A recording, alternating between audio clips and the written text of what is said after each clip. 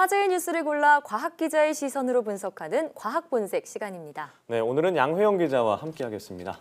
안녕하세요. 어서 오세요. 안녕하세요. 네, 오늘은 어떤 얘기를 나눠볼까요? 네, 저희가 그 라돈 침대 사태 그게 벌어진 이후로 사실 생활 방사선과 관련된 뭐 논란, 그다음에 뭐 불안 굉장히 이어지고 있었잖아요. 네. 이거와 관련해서 이제 국내법에 뭐 사각지대가 존재하기 때문에 우리가 이제 근본적인 해결이 어렵다 이런 지적도 있었는데요. 그래서 원자력 안전위원회가 생활 방사선 제품의 안전 강화 대책을 발표했습니다. 네. 이 어떤 부분이 달라지고 또 이에 따라 국민 건강이 얼마나 지켜질지 이거에 대해서 이야기를 좀 해보려고 합니다. 네, 이제라도 나와서 다행인데요. 예. 그러면 이거 안전관리 대책 하나씩 살펴보죠. 네. 우선 가장 문제가 됐던 이 라돈 침대 사태를 막기 위한 대책은 어떤 게 있었나요? 네, 이 라돈 침대가 사실 더 문제가 됐던 건 신체 밀착형 제품이다. 그러니까 우리가 늘 몸을 붙이고 숨을 거기서 쉬고 있는 이런 제품이기 때문에 문제가 됐었잖아요. 예. 그런 제품의 경우에는 이 방사선량이 사실 조금만 나와도 굉장히 위험합니다. 그래서 앞으로 이 침대나 베개 그리고 장신구와 같이 신체에 밀착되는 제품에 대해서는 이 모자나이트처럼 이 방사성 원료 물질의 사용이 원천적으로 금지됩니다. 네. 이 원료 물질의 농도와 아예 상관없이 사용 자체를 금지하게 되는 거죠. 네, 정해진 수치가 있죠. 1mSv. 네, 이 정도의 그렇죠. 수량이면 네. 방사성 원료 물질 가공 제품에 써도 지금까지 문제가 없었던 거네요. 네, 그렇죠. 지금까지는 문제가 없었죠. 현재는 이 1mSv 연간 1mSv 이하의 방사선량이 나온다면 제품에 이제 그 뭐 방사선 원료 물질을 사용을 했어도 충분히 안전 기준을 통과했다. 그래서 제조와 수입이 가능했습니다. 하지만 이 생활방사선법이 개정이 만약에 되면요, 이 완전한 사용이 불가능해지는 건데요. 라돈 사태 이후로 아주 소량만 들어가도 이 신체에 밀착한 제품이라면 방사선량이 높아져서 위험해진다. 이거를 알게 됐기 때문에 이제 추가된 항목이라고 볼 수 있고요. 네. 이 원료 물질 사용이 금지되는 대상이 이제 뭐 침대, 의류, 마스크, 생리대 등 이제 굉장히 밀접한 제품일 것으로 예상이 되는데 원자력 안전위원회가 앞으로 어떤 제품들이 이것에 해당되는지는 별도 고시할 계획이라고 밝혔습니다. 네. 사실 이번 사태는 제품에서 음이온이 나오면은 몸에 좋다 이런 잘못된 인식 때문에 생긴 것들이잖아요. 네, 근데 이 맞아요. 음이온이 몸에 좋다, 뭐 건강에 도움이 된다 이런 과학적인 근거는 없는 거죠? 네, 과학적인 근거는 없습니다. 그거와 관련돼서 뭐 연구 결과가 나온 것도 없고요. 네. 그냥 예. 막연한 생각인 것뿐인데요. 네. 이래서 음이온 발생과 같은 방사선 이용 목적으로 원료 물질을 사용하는 것 자체도 금지가 되는 조항이 포함이 됐고요.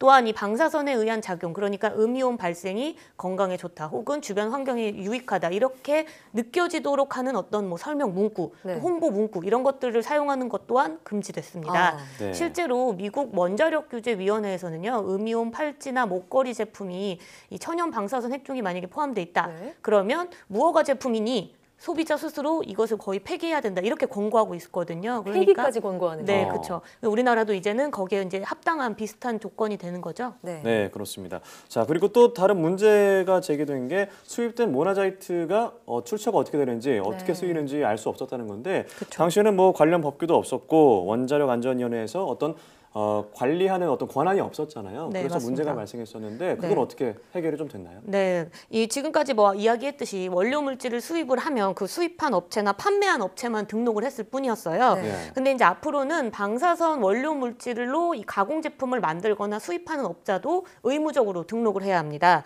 그 등록 제도 자체를 일종의 허가제처럼 원료 물질의 종류, 농도 등 이 안전 기준을 확인을 하고 이에 충족할 때만 허용해 주기로 한 겁니다. 네. 또 이 제품의 안전성을 등록하는 과정에서 사전에 검증하겠다는 뜻이기도 한데요. 이제 앞으로 이 처음 등록할 때뿐 아니라 정기 검사 제도를 통해서 이 사업자가 안전 기준 준수 여부를 지속적으로 확인하면서 좀 더 이제 강화하겠다는 방침입니다. 네. 말씀해주신 등록제로 사전에 차단을 한다고 하더라도 신고되지 않은 제품이 있을 수도 있고요. 또 불법적으로 판매된 제품도 있을 수 있는데 이 부분을 막을 대책도 나왔나요? 네, 나왔습니다. 이 네. 원료 물질의 경우에는요, 판매자랑 구매자가 존재할 거 아니에요. 네. 그래서 이 양쪽에서 서로 등록 업체인지 여부를 의무적으로 확인하게 만들었습니다. 네. 그리고 또 이 가공 제품의 제조 수입 업자 같은 경우에는요, 이 원료 물질과 가공 제품 모든 부분에서 어떻게 취득했고 또 판매는 어떻게 됐는지 이런 것들에 대한 전체적인 내용을 규제기관인 원안위에 보고하도록 하는 부분도 의무적으로 신설했는데요. 그러니까 결국 이 원료 물질, 그 방사성 원료 물질의 수입에서부터 제조부터 판매, 어느 제품에 사용됐는지 또 폐기는 어떤 방법으로 됐는지 전 주기적인 유통 시스템을 감시하겠다 이렇게 볼 수 있습니다.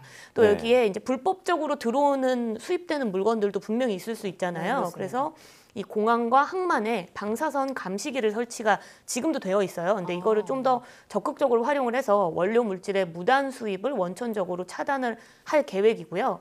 또 문제가 되는 건 이미 이제 과거에 수입돼서 암암리에 네. 유통되고 있는 예, 예. 것들도 사실 문제가 될 수 있잖아요. 그러네요. 예, 그래서 그런 의심스러운 제품들 같은 경우에는 지금도 수시로 신고를 받고 있으니까 신고가 된 제품들에 대해서는 철저하게 조사를 진행하겠다고 밝혔습니다. 네, 그렇습니다. 이렇게 여러 가지 의무적으로 지켜야 될 상황이 많아졌는데 네. 만약에 지키지 않는다면 어떤 처벌을 받게 되는 건가요? 네, 지금 이제 의심 제품이 만약에 발견이 돼서 원안위가 이제 신고를 통해서 조사를 해서 만약에 실제로 그 뭐 기준치 이상이나 이런 것들에 대한 그 방사선 원료 물질을 사용하게 되면요, 해당 제품의 판매 중지를 우선 원안위가 할 수 있습니다. 네. 또 위반한 사업자에 대해서 벌칙과 과징금 부분도 이제 새롭게 신설을 했는데요.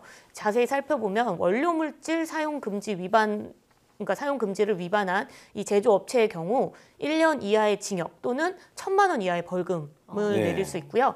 또 이 부적합한 제품의 뭐 제품명, 또 제조업체 이런 것들은 즉시 공개를 해서 많은 시민들이 정확한 정보를 얻을 수 있게 할 방침입니다. 네. 그럼 이렇게 강화된 대책 언제부터 시행이 되나요? 네, 이제 법 개정은 사실 뭐 하겠다고 하면 바로 일어나는 건 아니기 때문에 조금 네. 시간이 걸리는데요. 이 생활 방사선 제품에 관련된 안전을 강화하려면요, 생활 주변 방사선 안전관리법, 그러니까 이 뭐 생활 방사선법이라고 부르는데 네. 이 법을 개정을 해야 합니다. 그래서 이제 원안위가 생활 방사선법 개정을 올해 안에 마무리할 계획이라고 밝혔고요. 예. 이렇게 해서 법 개정이 되면 내년 상반기까지는 하위 규정, 세부 항목들 같은 거를 정해서 이르면 내년 하반기에 개정된 법이 실제 현장에 적용될 것으로 예상됩니다. 네, 그렇습니다. 자, 그런데 이제 지금까지 말한 대책은 국내에서 유통되거나 판매되는 제품의 하나인 건데 네. 예를 들어서 뭐 현지에서 직접 구매해서 갖고 왔다거나 아니면은 해외에서요. 해외 직구에서 제품을 받았다 그러면 그건 어떻게 되는 건가요? 네, 그 부분도 사실은 뭐 지금까지 법의 사각지대다 해가지고 이제 보호를 받지 못했다 이런 식으로 나왔는데요. 이 부분도 지금 신경을 쓰는 게 원안위가 해외 직구 상품도 방사선 물질 사용이 의심이 된다면 원안위랑 지자체가 협조를 해서 수거를 할 계획이라고 밝혔습니다. 법 개정 이전이라도 사실 지금 이미 구매해서 불안을 떨고 계시는 이제 소비자를 위한 건데요. 네. 예. 이 라텍스와 같은 이 뭐 직구 제품들의 방사선량을 측정하는 서비스도 추진을 합니다. 그래서 이제 뭐 생활 방사선 안전센터에 만약에 접수를 하게 되면 측정 요원이 집으로 방문을 해서 찾아가는 서비스 방식으로 이제 그렇군요. 의심되는 제품의 방사선량을 측정을 해주고요. 네. 뭐 이와 함께 내년부터는 이 그 생활 방사선 원료 물질과 가공 제품 모두를 이 원자력 안전기술원에서 실태 조사를 하는 것으로 일원화시켜서 조사의 어떤 과정이나 시간들도 좀 단축하기로 했고요. 또 모나자이트와 같은 이 원료 물질이 어떻게 폐기되는지, 그러니까 지금 대진 침대를 폐기하는 방법도 문제가 많잖아요. 이 부분에 관련해서도 환경부와 같이 연구 용역을 통해서 네. 단계별로 어떤 식으로 폐기할지에 대해서 좀 이제 차근차근히 준비를 하겠다고 밝혔습니다. 네, 그렇습니다. 이런 관련 법 개정이 좀 과정이 좀 잘 이뤄지길 기대해 보도록 하겠습니다. 네. 그럼 네. 다음 소식은 뭔가요? 네, 다음 소식은요. 지난 20일 이 충북 오송역에서 KTX 열차가 이 전기 단전 공급으로 맞아요. 인해서 멈춘 일이 있었잖아요. 네, 그나마 인명 피해가 없어서 다행이더라고요. 맞아요. 맞아요. 네, 네. 그렇죠. 근데 이제 사실 뭐 그 사람들이 뭐 정전이 되니까 이 차 밖으로 나가질 못해서 유리창을 깨서 나가고 막 이런 사례까지 있었는데요. 이렇게 열차 사고가 나서 네. 이제 실제로 그 인명 피해를 원래 막기 위해서는 우리가 흔히 뭐 안전벨트 생각을 좀 하게 되는데 네. KTX에서는 사실 안전벨트를 매지 않으셨을 거예요. 알고 계셨나요? 그러네요. 그러고 생각해보니까 보니까 그런 적이 냈던 없어요. 적이 없는 것 같은데 네. 네. 앞서 말씀하신 뭐 안전띠가 오히려 인명 피해를 막는 게 아니라 네. 키운다 이렇게 네. 말씀하셨는데 이게 어떤 얘기인가요? 네, 우리가 원래 뭐 비행기를 타면 안전띠 꼭 매라 이런 얘기도 하고 자동차에서도 이제는 안전띠를 매지 않으면 이제 뭐 벌금을 내기도 하잖아요. 네. 그런데 이제 KTX 안전띠를 매지 않는 이유는요, 이 물리 법칙, 그러니까 관성 때문에 사실은 안전띠를 매지 않아도 안전하다고 합니다. 네. 이 우리가 관성이라는 게 움직이는 물체는 계속 움직이려고 하고 멈춰 있는 물체는 계속 멈춰 있으려고 하는 물리 법칙이잖아요. 네. 학교 때 배웠던 네. 그죠? 근데 이제 이런 관성의 힘을 바꾸려고 하면 굉장히 더 큰 힘이 필요한데 무게가 무거울수록 관성이 커지기 때문에 변화가 잘 일어나지 않는다고 합니다. 그래서 제가 이제 쉽게 이해하기 쉽게 자동차와 이제 열차를 몇 가지 좀 비교를 해서 설명을 해드리면요. 자동차가 시속 50km로 달리다가 급브레이크를 만약 밟으면 제동 거리가 한 10m 정도 되고요.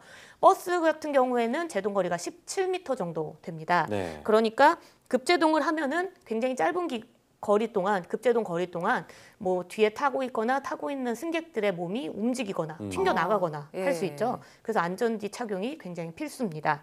하지만 반면에 객차는 그 열차요. KTX의 경우에는 무게만 한 400톤에 이르기 때문에 네. 시속 300km로 달리다가도 급제동을 하면 예. 제동 거리만 한 3km, 그러니까 3,000m, 어. 3,000m 정도 가야 되고 이때 걸리는 시간이 한 1분 10초 정도 된다고 네. 합니다. 그러니까 이 자동차처럼 급제동을 해서 좌석에서 튕겨나갈 일은 거의 없는 없다. 거죠. 1분 네. 동안이나 제동이 되기 때문에. 네. 네. 그러니까 이렇게 해서 해석을 하면은 그러니까 안전띠를 안 해도 상관이 없다 이렇게 말하면 좀 이해가 될 것 같은데 네. 안 하는 게 더 안전할 수 있다 이런 말씀을 하시는데 이건 네. 어떤 부분인가요? 네, 이게 또 안전띠 열차 내에서 안전띠 착용이 오히려 더 큰 피해를 가져온 사례가 있다고 합니다. 아, 그래요? 실제로 네, 열차 사고가 일어나면요. 승객이 열차 밖으로 튕겨나가는 일보다 열차 자체가 찌그러지거나 혹은 옆으로 쓰러져서 압사되는 경우 때문에 이제 피해를 더 많이 입는 게 되는 건데요. 2002년에 미국 연방철도국에서 이 관련된 실험을 좀 해봤습니다. 기차가 정지되어 있고 다른 열차가 시속 48km로 만약에 충돌을 해온다면 안전띠 착용 여부에 따라서 각각 부위별 부상 위험도를 분석을 해봤더니 네. 네. 전반적으로 부상 차이가 없었고요. 안전띠를 맨 경우에는 오히려 목 부위에 충격이 굉장히 많이 몰리는 것으로 나왔습니다. 오히려요. 네, 그러니까 안전띠 자체가 부상 위험을 많이 줄여주지도 않는 데다가 오히려 사고 직후에 빠른 탈출을 방해해서 열차 내의 압사 위험을 더 키운다 이렇게 보시면 될 것 같습니다. 저도 지난주에 네. 그 목포 갈 일이 있어서 다녔잖아요. 갔다 왔는데 KTX 예, 탔어요. 네. 안 매는 거에 대해서 의문이 있었는데 아, 오늘 네. 좀 해결이 된 것 같습니다. 네. 네, 오늘 말씀 잘 들었습니다. 잘 들었습니다.